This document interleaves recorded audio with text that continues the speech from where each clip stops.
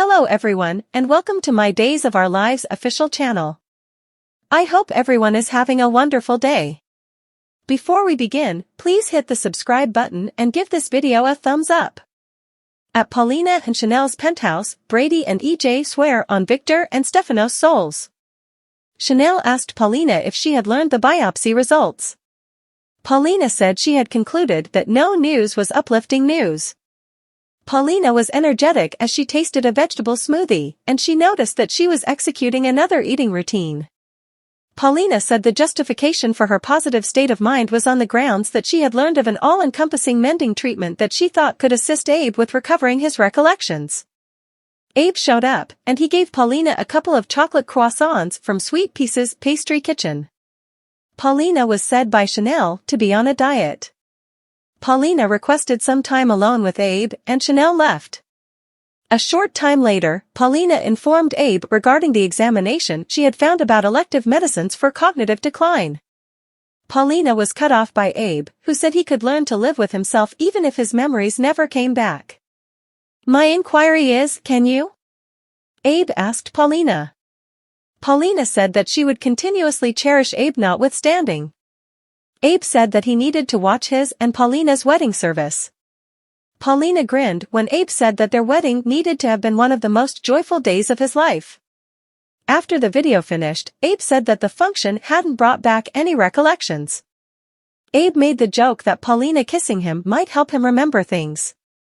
Before Paulina and Abe could kiss, Paulina got a call from Brady. At the Brady bar, Everett took a gander at a story he had composed for The Observer, expressing that Paulina had record survey numbers because of her extreme on-drugs strategies. Stephanie entered with a huge mug of espresso for Everett, and she went along with him at a table. Stephanie inquired about Leo's column Lady Whistleblower. Everett groused that Leo's section was late, and he added that everybody in Salem appeared to have no less than one mystery they were attempting to stow away. Stephanie recalled waking up in bed with Harris a few weeks earlier with a grin on her face. Everett's alleged possession of dark secrets was laughed at by Stephanie. Everett left in the wake of getting an alarm on his telephone. Thereafter, Jada stood close by subsequent to having quite recently missed running into Everett. Jada joined Stephanie at a table, and they energetically got tanked together weeks sooner. Jada inquired as to whether Harris had ensured that Stephanie had made it home all right. Stephanie kept smiling broadly when she said that Harris had been an ideal respectable man. Stephanie was asked about Harris by Jada. Stephanie claimed not to be, and she recalled kissing Everett on New Year's Eve. At the point when Chanel entered, Stephanie urged Chanel to join her and Jada. Chanel concurred, however Jada before long rose up to leave. Chanel said she trusted that Jada wasn't leaving a direct result of Chanel, and she added that she was sorry to learn that Talia had left town. Jada said that Talia had needed a new beginning, and she contemplated that everybody knew the inclination. Harris was getting ready to interview a man with long hair and a lot of dark hair who Harris and Jada had arrested for drug possession at the Salem police station. Harris discovered that the man's last name was Holsenkamp. Harris added that the man had been set free from Statesville only 2 days sooner, and he cautioned that Holsenkamp may in all likelihood at no point ever be a liberated person in the future except if he collaborated. Everett had showed up, and he remained external the window of the cross-examination room. Harris developed disappointed when Holsenkamp would not talk, and he left the room. Everett approached Harris in the lobby to request an interview with Holsenkamp. Harris said that he was unable to permit Everett to talk with a detainee. As Harris left, Everett huffed and wished him luck. "You will require it," Everett told a perplexed Harris. At the prison, Brady and Teresa were enraged to find that Tate had gotten a bruised eye while in lockup. Brady and Teresa requested to realize who had gone after Tate, who said that he had been hit directly upside the head without incitement by another detainee. Teresa went to Brady, and she proposed that he request that Nicole persuade EJ to drop the charges against Tate. At the point when Tate said that it couldn't damage to attempt Teresa's thought, Brady bore a serious look as he concurred that Tate was correct. Brady left for the DeMera Manor. Thereafter, Teresa attempted to comfort Tate by saying that Tate was daring. Tate conceded that he was just setting up a front and that he was unnerved. Teresa went after Tate's hand, and she held it delicately in hers. Tate was encouraged to never give up hope by Teresa, who cited her time spent in a Mexican prison earlier in her life. I came out such a great deal more grounded. Furthermore, I know it ridiculously, truly sucks for you to be in here the present moment. Be that as it may, you will emerge from this more grounded, as well. Do you have any idea why? Since you are my child, and you're harder than you know, Teresa said. At the DiMera house, Nicole owned up to EJ that she was experiencing difficulty keeping her confidence. Nicole trusted that she had petitioned God for without precedent for quite a while when she and EJ had spread their child's remains weeks sooner. EJ noticed that misfortunes didn't have anything to do with God rebuffing individuals. At the point when misfortunes occur for us, nothing remains at this point but to stay areas of strength for as possible and spotlight overall quite well on what we actually must be appreciative for, EJ said. Nicole said that she was worn out on crying and that she needed to shout. I need to know why this is going on. I need to know why Holly is languishing. I want to know why our baby died. I need to shout, Nicole said.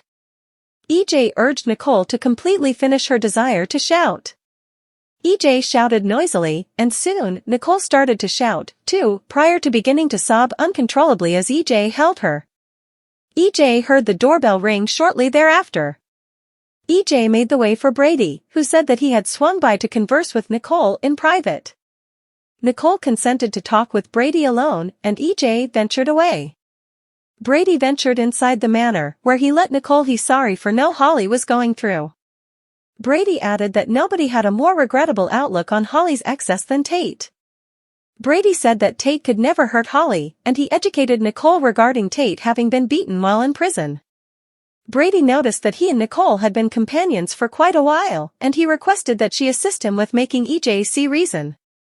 I realize you're terrified to death of losing your daughter, and I desire to God she gets through. Yet, I'm likewise exceptionally scared of losing my son, Brady said with a sense of foreboding deep in his soul. Nicole inquired as to whether Brady accepted the medications had a place with Holly. Brady said there was absolutely no chance of knowing. Nicole gathered that Brady could not have possibly admitted to the pills being his in the event that he hadn't accepted that Tate was blameworthy. Brady said that he had simply attempted to have EJ divert fault and that his parental sense had kicked in. Everything that expressed, however, no doubt, I accept my child as coming clean, Brady conceded. Nicole became disturbed, and she deduced that Brady felt that Nicole and EJ had been neglectful to Holly's medication use.